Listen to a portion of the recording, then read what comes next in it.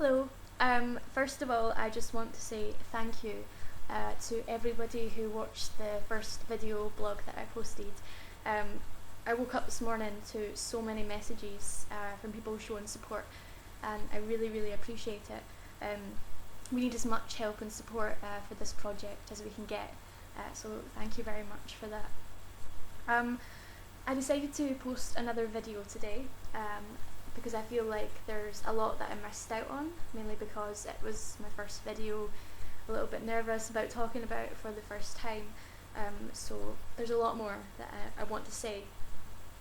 I'm mainly going to be talking about rape myths today, rape myths and victim blaming. Due to these rape myths that people believe, it's one of the reasons that a lot of people find it so difficult to prosecute their attacker, because people on the jury believe these rape myths. One rape myth being that the person was under the influence of alcohol at the time of their attack,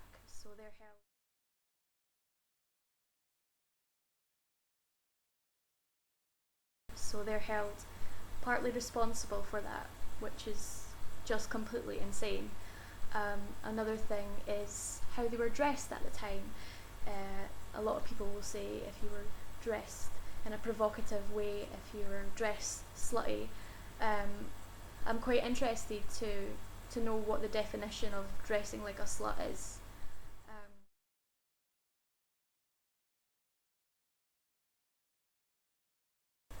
It's just completely insane that people have these attitudes. But people do have these attitudes, and we need to challenge them, and we need to try and get people to really think about what they're saying. Rapists are to blame for rape. Not the clothes you were wearing, not the fact that you were drinking at the time, not because you were dancing or flirting with your attacker. I have read some extremely disturbing misogynistic comments. People saying things like, oh, but she was kissing me, but things were going really far, and then she turned around and didn't want to do anything else. It's a personal choice. Just because you have previously engaged in sexual activity with someone does not give them the right to turn round and force you into having sex with them. That's not how things work. These kind of attitudes are the attitudes that we really need to start challenging, and that we really need to change, and we need to try and get people to think about what they're saying.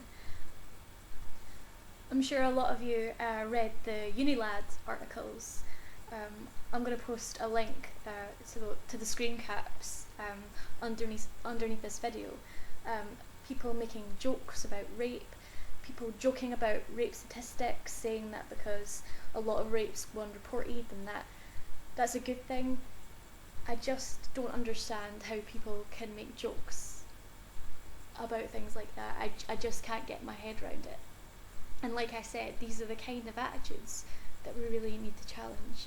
I have a 12-year-old little nephew, and to think that he might be growing up in a world that accepts these kind of things, that so many people think it's okay, so many people condoning things like this. And I'm not trying to generalise here. I'm sorry if it sounds like I am. I'm not saying that everyone has the same attitudes, but there is a very large number of people that do. Going back to my own experience, I was out. I was in a club. I was under the influence of alcohol. Some people might say that what I was wearing was considered slutty. Again, I don't really know. I don't know what defines a slut, what defines someone dressed in a slutty way. I am focusing a lot on my own experience at the moment. I'm not just going to be talking about my own personal experiences in these videos. But another thing that I'd like to say, I posted a question not that long ago. I think I posted it on the survey as well, is what would you do if you were out in a pub, in a club, and you see somebody trying to take advantage of somebody that's had a lot to drink? I got quite a varied response. A lot of people, most people, would inform someone. Most people would try and intervene. Very little people said that they would do absolutely nothing at all. Although I can understand sometimes why people might feel frightened to get involved, because you have to look after your own safety as well. Myself and some of the members of the group are actually going to be going around pubs and clubs, just going around and speaking to bar staff, speaking to door staff, and asking what they would do in that situation, because I think it would be really interesting to get their views. From my own experience, I mean, I still go out. I didn't go out straight afterwards, but I can still go out and I can enjoy myself. But I see it all the time. Every time I go out, I've had friends who have had men come across to them, literally take them by the hand over to the bar to ply them with more alcohol. And it's frightening that you see that every time that you go out.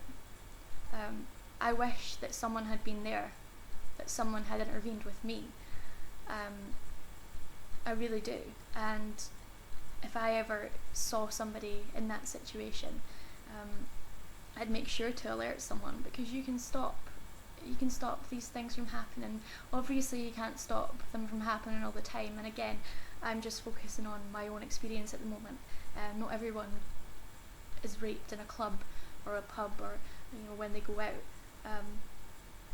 but there's things that you can do.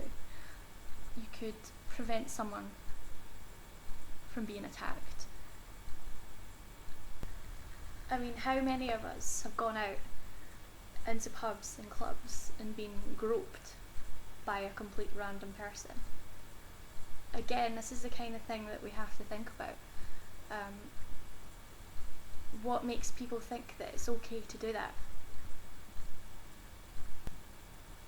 So again, if anyone's watching this video and wants to get involved, wants to help us go around and just speak to people and get their views, because people need to start talking about these things. This is what we need to do.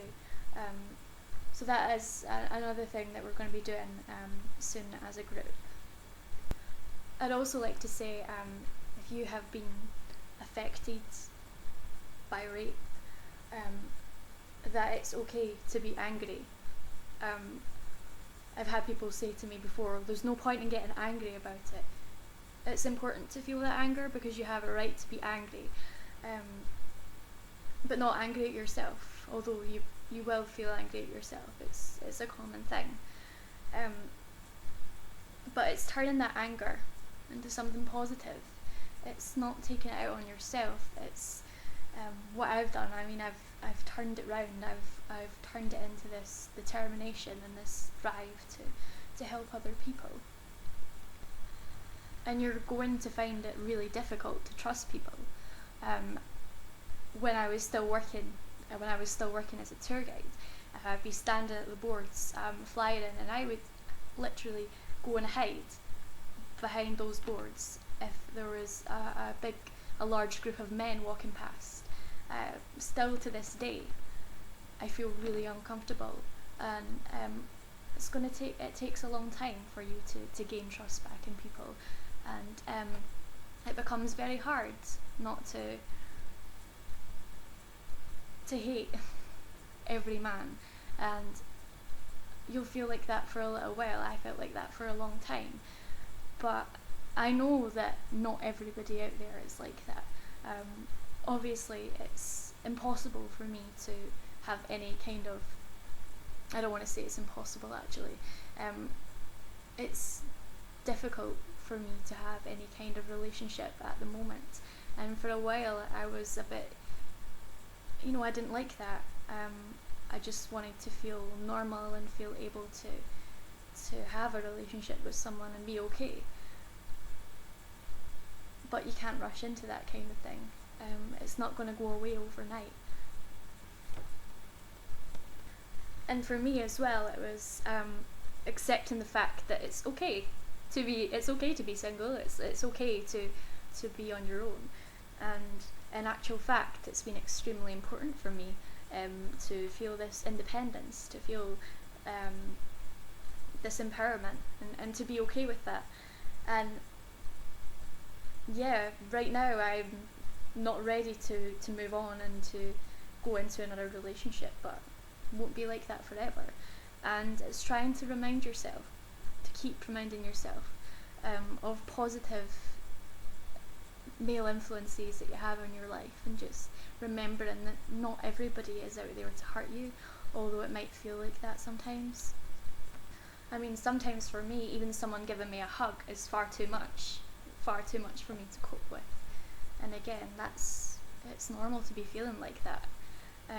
What I found has helped me is, if you find something that you can seek comfort in, find something that that makes you feel happy, that makes you feel good about yourself, so that when you feel worthless, when you feel scared, I probably could do an entire video on memories, on flashbacks, on nightmares. I'm not going to talk about that in this video. But if you find something, whether that be like a book or a film or a piece of music that you can go to, that you can seek comfort in.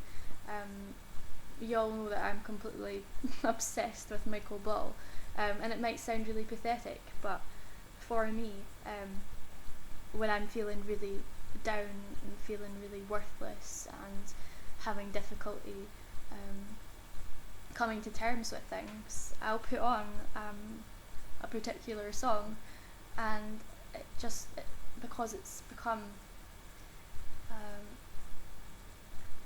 something familiar, something to go to feel that sense of calm. And if you can find something like that, then that's fantastic, and it saves you from taking it out on yourself. That's all I'm going to say for today.